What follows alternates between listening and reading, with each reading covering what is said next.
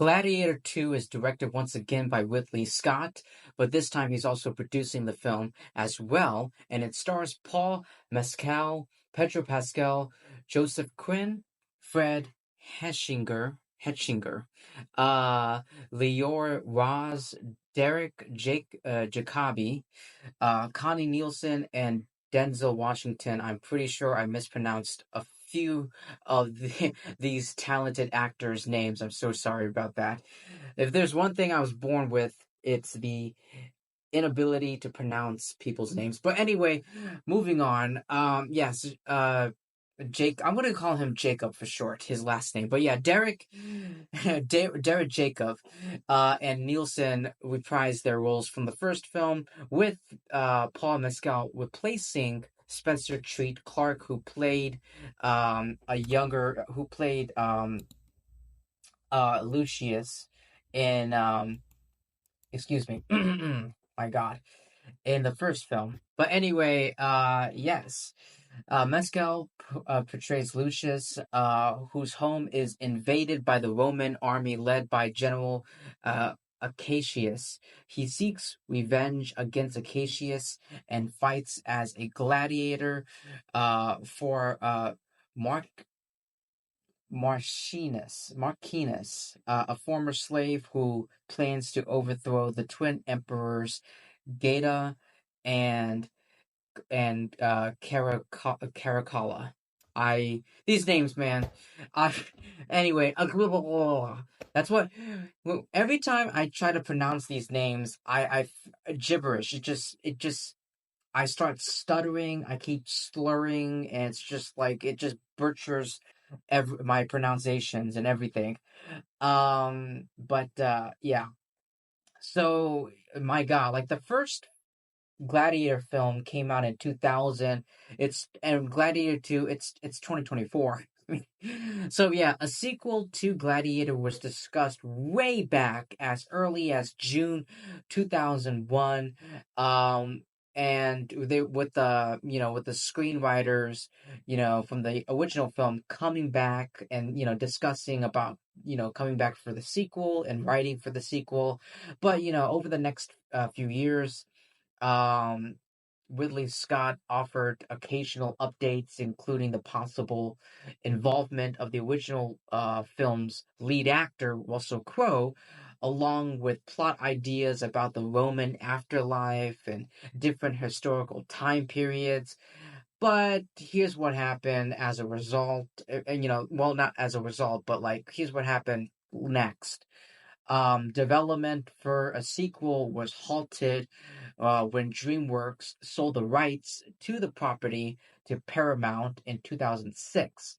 So that explains why there's a huge, ginormous gap in between, both of these films.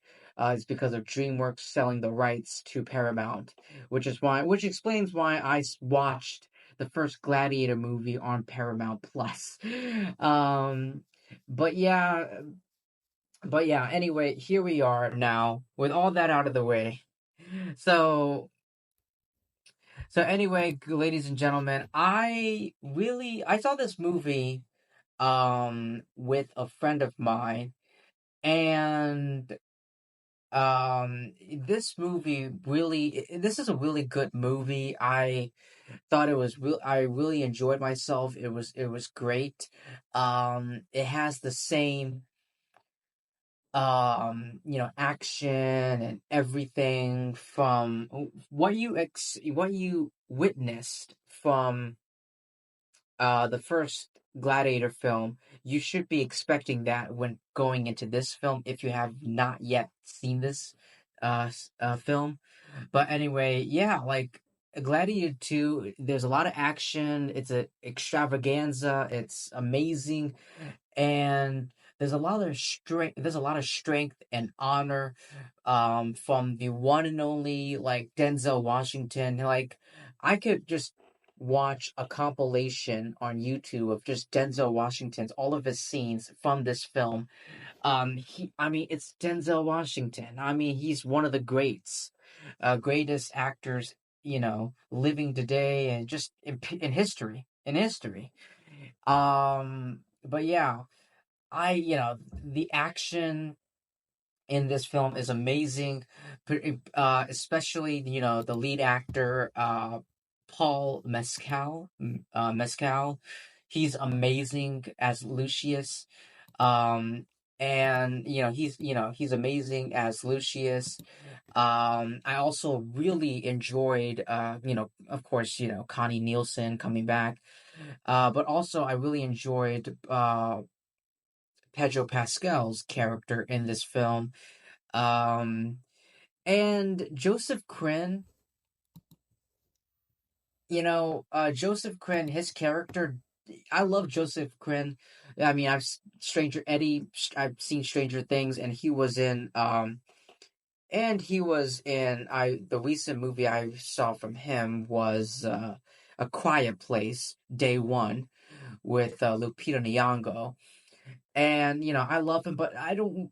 But his character, his role in the film is very limited and very minimal compared to that of someone like Pedro Pascal's character, or obviously the main primary actor, Paul Mescal. Mescal. I think that's how you pronounce his name. I'm not sure. This is my very first time getting introduced to him as this man as an actor, so I'm not sure how to pronounce his last name. But yeah, the action in this movie is brutal. It's vicious. The performances are really strong. Everyone's not, they're not dropping the ball. They're not dropping the ball. They're acting their asses off. The story is very gripping, easy to follow. The visuals are just amazing.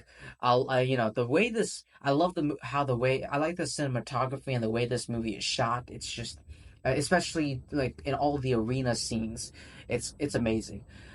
But it's not a. But listen, I have two big issues with this film, and that the plot of this movie, even though it's somewhat of a different movie, I would say the plot, like, it doesn't it sound too similar to the predecessor to the first Gladiator movie? It does, doesn't it? It feels like we're kind of repeating some elements, some scenes, homages from the first film. It just feels too familiar and too similar. You know what I mean? That's a big one. That's one of my big issues. It's kind of like a copy and paste. Well, a good copy and paste. Yeah. Um. But yeah. But yeah, there is the. But yeah.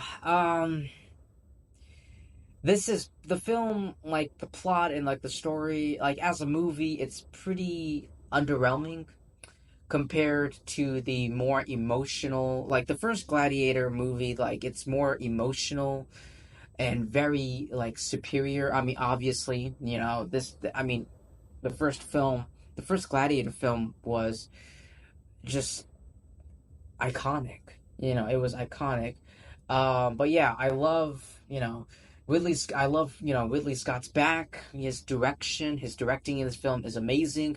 The set design and set pieces in this film are incredible. The battle sequences, like I said, brutal and vicious, vicious, vicious.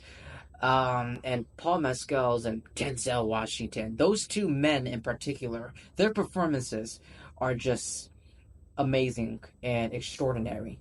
Um, and from what I heard, there is talks that there is talks that Ridley Scott and Denzel Washington could be nominated for the Academy Awards next year.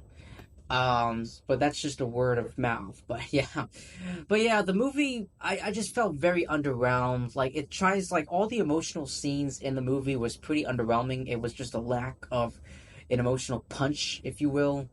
When you're comparing this movie to the original one. Um, But yeah, that's pretty much all I have to say for Gladiator 2, ladies and gentlemen. I do know it's been confirmed that Gladiator 3 is in development right now as we are speaking, or pretty much when this movie came out, which was last week, November 2022 or 23. I want to say something like that, around that time period. But yeah, that's pretty much all I have to say for Gladiator 2. Um, yeah, like I said, like everything about this movie, overall, everything about this movie is great and phenomenal. The plot just, I just felt like the plot, um, was way too similar. It feels too similar to the first film, and it's not. It tries to be emotional, but like it doesn't. It was pretty underwhelming. I didn't feel any emotion in this film. There was a lack of it, and also this movie is way too long. This movie felt very long. I did find myself checking uh checking the time just once when I was watching this film. But anyway, that's all I have to say for Gladiator 2. Thank you so much, everyone, for taking time to listen to my review, my thoughts. Please like and subscribe. Definitely subscribe because that would help me out a lot. Thank you guys, everyone, for your support, for your love, and I will see you in my next video. Peace.